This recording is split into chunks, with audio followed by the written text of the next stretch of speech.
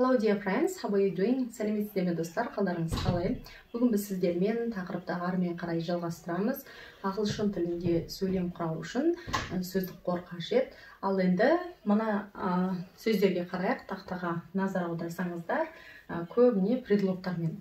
Ағылшын тілінде предлогтарды қолдану білмеймін, ұмытып кетемін, немесе қай кезде қалай қолданылады деген сұрақтар өте жиі келеді.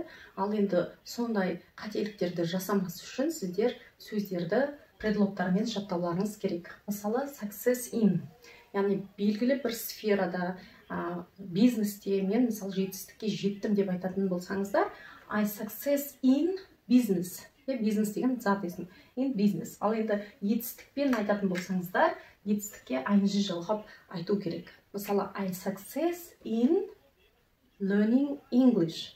Ағылшын тілін меңгеруде мен біраз жетістіктерге жеттім деп айтатын болсаңыз. Ал енді take pride in, be proud of. Мақтан тұтамын. Өзімді мақтан етемін. Я горжусь собой, мысалы. Болсаңыздар, take pride in, be proud of. Be proud of дегеннен кейін сіздер to be етістігін қолдана отырып сөйлемдер құрауларыңыз керек.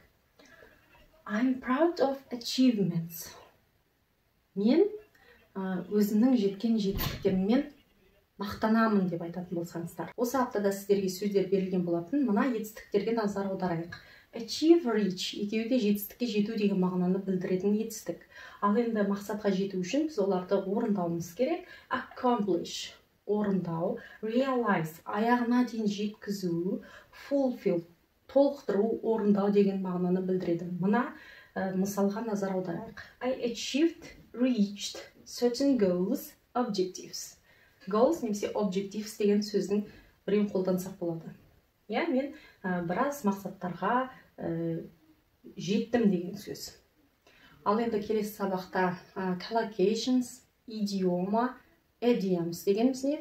Соның барлығын түсіндіретін боламын, қалай қолданамыз, қалай сөйлемдер құраймыз, барлығын үйрететін боламын. Ал сіздер мына етістіктерді қолдана отырып, мысалдар жазып жіберіңіздер.